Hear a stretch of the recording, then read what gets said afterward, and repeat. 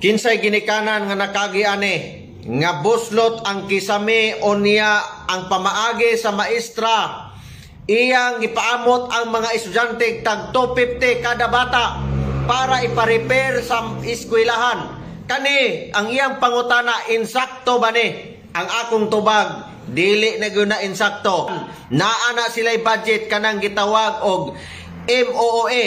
Kanang MOOE ang meaning ana maintenance and other operating expenses. So tanan nga mga expenses ana, mga sa eskwelahan, maintenance nila kanang mga ipalabuhat, dito na nila kuhaon. Pero ma'am, kung ikaw manggaling nagpangayo ani, dako gyud na kayong sayop. Okay ra unta. Og imong gimiting sila, imong ginang gidikanan nga hasol man kayo ang atong classroom, unya init kayo magsakripisyo ang inyong anak, pwede ba magdonasyon ta diri sako, trapal ba, or else naamoy extra diha nga plywood ato ikisame, voluntary na lang, ingon ra ta na, pero kay imong gikutahan og 250 pesos para ma-repair ang maong eskwelahan, kining maestrahan wala ning niya maghulat sa mando sa principal. Kay ang MOE nga budget naa nas principal. So naapoy mga inosente nga mga maestro-maestra nga wala sila kabalo nga naay budget day ana.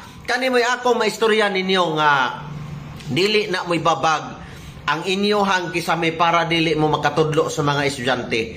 Buhata lang ninyo ang inyohang role nga inyong iedukar ang mga estudyante kay gisweldohan mo sa gobyerno. Unya ang katong inyong gipaamot, wala pagyudtoy mga sweldo ang ubang ginikanan. Unya kamong nga nagpaamot, dili nun tanan ha, wa pay siguro ma'am og ikaw agani kaniamot. Wa ta kabalo, pero ganahan jud ang mga maestra nga ang ilang room sa ilang estudyante mapatsada nga lang taon. Dili na sayop inyong intensyon, pero ang dako ninyong sayop labi na katong mga wala-wala jud nga ginikanan inyong maligsan.